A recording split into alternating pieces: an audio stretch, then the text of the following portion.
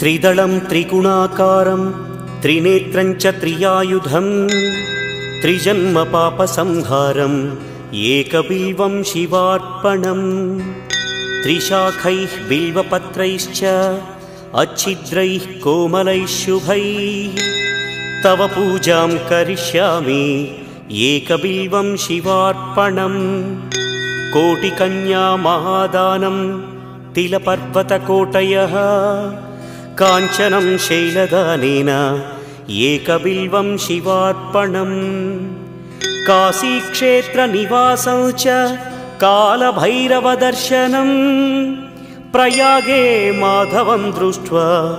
एकबिल्वं शिवार्पणम् इन्दुवारे व्रतं स्थित्वा निराहारो महेश्वर नक्तं हौष्यामि देवेश एकबिल्वं